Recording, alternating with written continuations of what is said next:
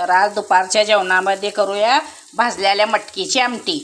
हे बघा अशी मटकी होती थोडीशी, त्याला मी अशी छान कढईमध्ये भाजून घेतलेली आहे, म्हणजे अशी छान कोरडी कोरडी झालेली आहे आणि वापरल्यासारखी होती। इथं कढईमध्ये जिरे तेल टाकून त्यामध्ये जिरे, हिंग, परत कांदा, टोमॅटो, कढीपत्ता, लसूण, खोबरं घालून छान असं परतून घेणार आहे।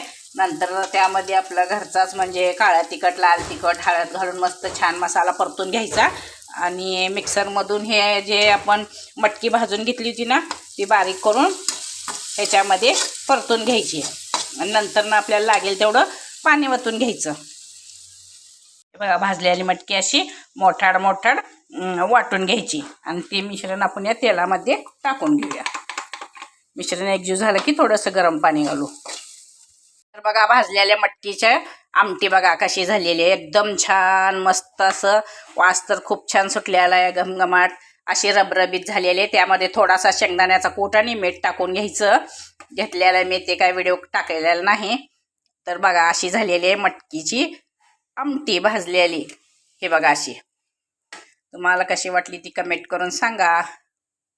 हे बघा इकडं केलेले आहे मी मुगाच्या डाळीचा डाळ कांदा थोडासाच, अगदी एक वाटीभर शिजून होतो ते। वैष्णवीसाठी बाळ लहान असल्यामुळं तिला काय मी मटकी देत नाही। इथे केलेली आहे तांदूळशाची भाजी, थोड्याशा चपात्या आणि एक 2-4 भाकरी करायच्या आहेत। हे बघा असं कणिक मळून ठेवलेले, आता चपात्या टाकून घेणार आहे मी। ताक केलं होतं सकाळी, हे बघा असे याच्यात पडली शेपूची भाजी।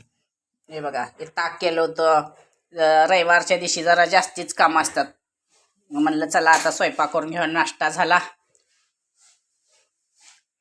डाळ कांदा शिजला की थोडासा छोट्या कुकरमध्ये भात लावून घ्यायचा। इथं दळणासाठी गहू काढून ठेवलेला आहे, बघा गहू चाळून दळण करायचं आहे। मग थोडीशी कणिक कमी आहे म्हणून म्हणलं आता चला सगळा राडा आवरून घेऊन दळण करायचं आहे का नाही। तर बघा असं चालू आहे माझं रविवारचं रुटीनचे कामं। राहिलेले काय कामं असलेले आपलं दळण निवडणं वगैरे करून घ्यायचं आहे का नाही। सगळ्यांच्या बाबतीत असेच कामं असतात, बरोबर आहे का नाही। कमेंट करून सांगा आणि चॅनलला सबस्क्राईब करा।